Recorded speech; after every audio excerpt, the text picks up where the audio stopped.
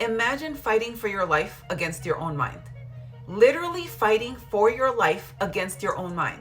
Because when left unchecked, your mind can do crazy things. It can be dangerous. Well, that's exactly what happened to the author of one of my favorite books. His mind became his own worst enemy, and it flooded him with thoughts of hopelessness until he felt the only thing he could do was end it all. But in that moment, something really weird happened. A single thought kept repeating itself over and over again in his mind.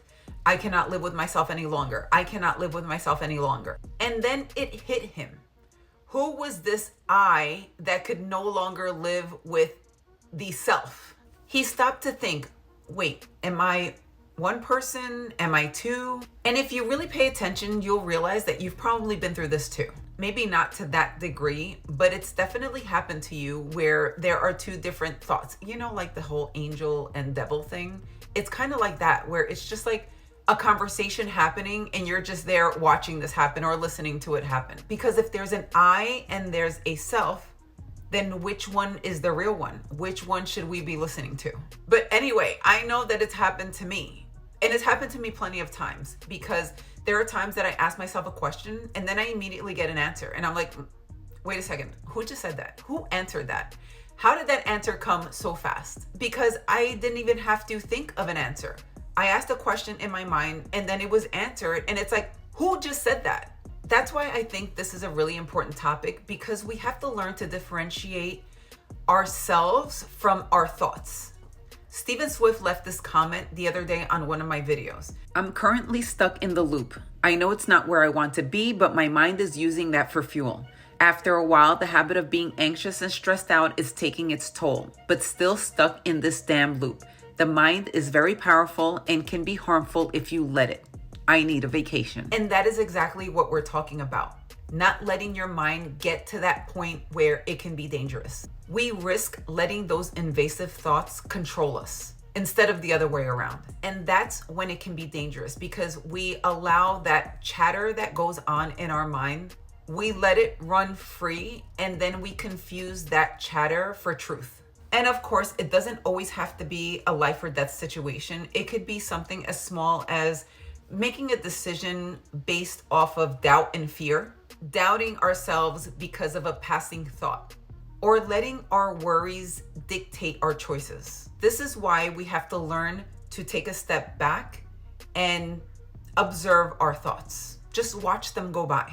Only then will we realize how powerful we really are, and that our thoughts are just thoughts. They're not a part of us and they don't control us.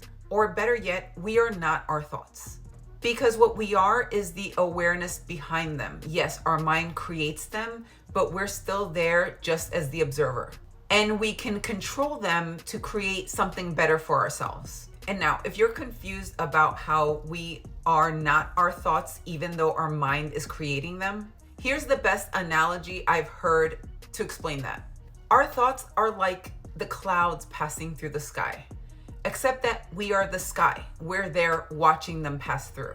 Yes, our mind is the one producing the thoughts, but we are the ones that notice these thoughts. And that noticing is our awareness, our consciousness. And our consciousness, our awareness are separate from our thoughts.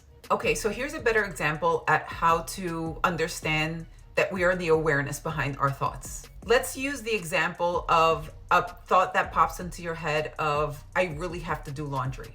That happens to me every day. And then that single thought can kick off a series of other thoughts of, I'm not gonna have anything to wear tomorrow. I don't have anything clean for the gym. I'm gonna be late. This is gonna be a disaster. And now you're stressed out because of that one thought of, I really need to do laundry. That single thought of having to do laundry triggered an emotional spiral, where now my whole life is ruined because tomorrow I have nothing to wear. I observed the thought, acknowledged it, and moved on. You see the difference? So I became enveloped in it. It started to control me, and now my whole day and life is ruined because I really have to do laundry. So I identified with it, and it started to control me. Or I could have observed the thought of, I really need to do laundry. My awareness could have just accepted it and it stayed neutral, and just thought, okay, I really need to do laundry. I might have to wear something that I don't really love tomorrow, but that's okay. I'll get it done somehow. In that scenario, I didn't react emotionally, so it didn't control me. I just wanted to cut in here for a second to make sure we're clear. The laundry example was just a simple everyday thought that can spiral if we let it. But in reality, there are far more complex and serious thoughts that can take on a life of their own if left unmonitored. Even thoughts with severe consequences can remain neutral.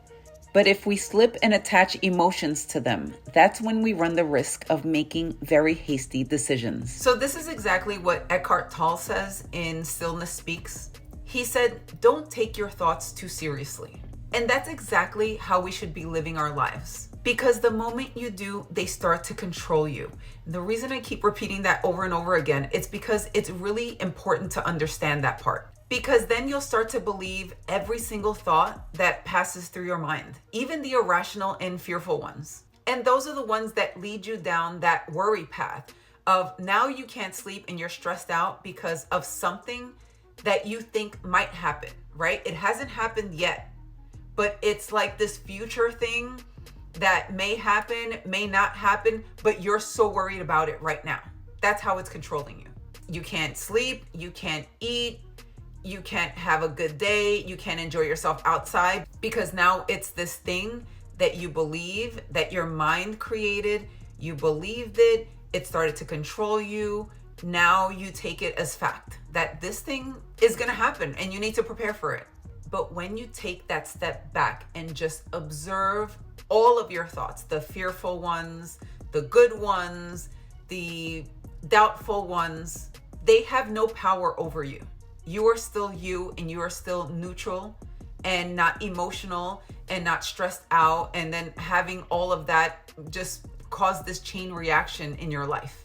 Now, it's also important to understand the difference between a thought and your intuition, right? Because a thought can be traced back. Your intuition is immediate. And if you pay attention, you start to realize what your intuition is.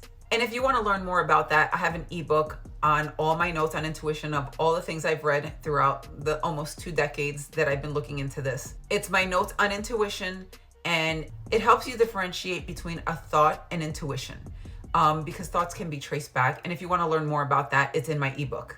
In any case, the next time you catch yourself spiraling and becoming emotional over a single thought, take a step back and become that observer. Become the sky and let your thoughts be the clouds passing through.